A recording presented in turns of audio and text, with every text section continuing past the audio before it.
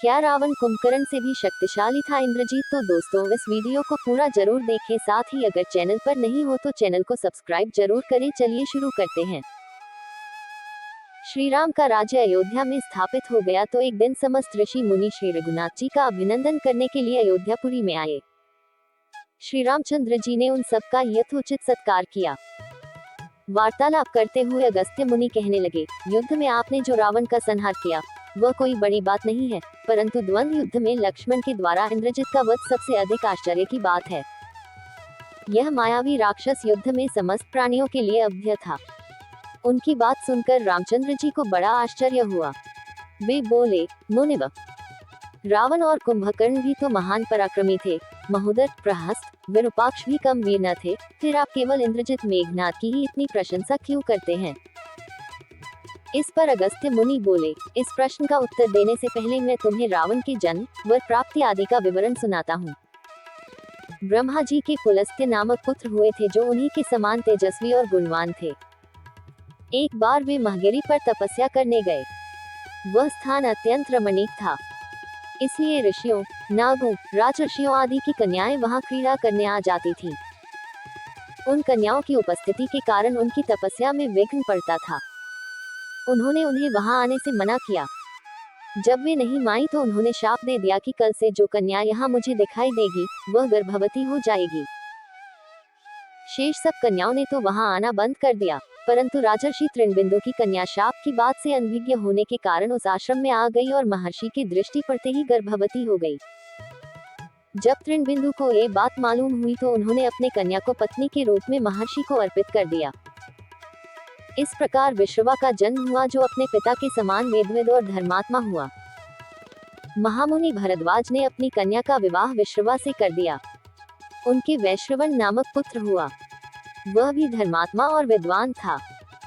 उसने भारी तपस्या करके ब्रह्मा जी को प्रसन्न किया और इंद्र तथा वरुण के सदृश लोकपाल का पद पाया।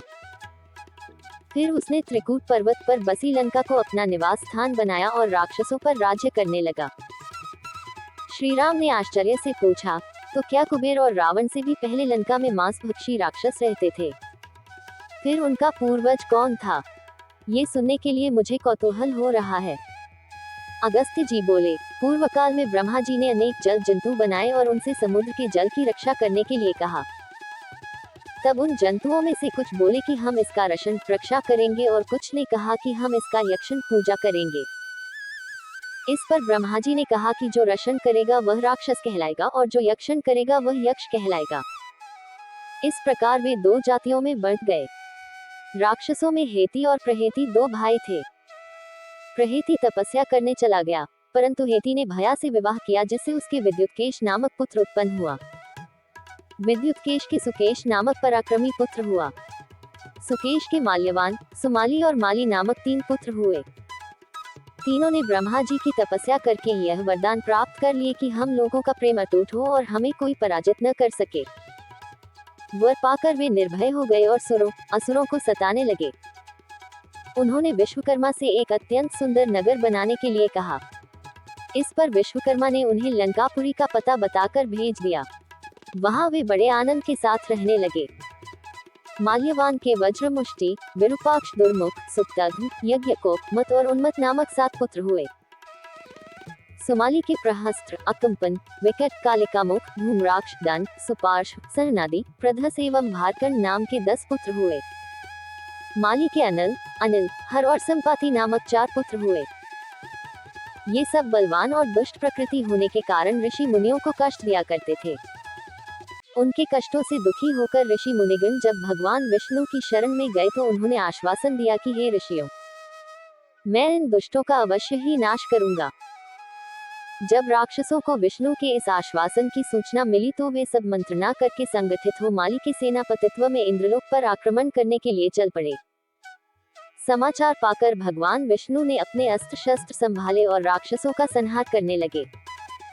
सेनापति माली सहित बहुत से राक्षस मारे गए और शेष लंका की ओर भाग गए। जब भागते हुए राक्षसों का भी नारायण संहार करने लगे तो माल्यवान क्रुद्ध होकर युद्ध भूमि में लौट पड़ा। भगवान विष्णु के हाथों अंत में वह भी काल का ग्रास बना। शेष बचे हुए राक्षस सुमाली के नेतृत्व में लंका को त्याग कर पाताल में जा बसे और लंका पर कुबेर का राज्य स्थापित हुआ। राक्षसों के विनाश से दुखी होकर सुमाली ने अपनी पुत्री कैकसी से कहा कि पुत्री, राक्षस वंश के कल्याण के लिए मैं चाहता हूँ कि तुम परम पराक्रमी महर्षि विश्रवा के पास जाकर उनसे पुत्र प्राप्त करो। वही पुत्र हम राक्षसों की देवताओं से रक्षा कर सकता है। जैसा कि आप लोगों को पता है कि हमारे रामायण सीरीज के अंदर रामायण युद्ध कांड बिल्कुल समाप्त हो चुका है। आज का जो वीडियो है ये वीडियो हमने उत्तरकांड से लिया गया है। तो दोस्तों, अगर आप लोगों को वीडियो अच्छा लगा तो हमारे चैनल को सब्सक्राइब जरूर करें। आज से उत्तरकांड की शुरुआत हो चुकी है, तो दोस्तों लगभग सभी वीडियो देखें।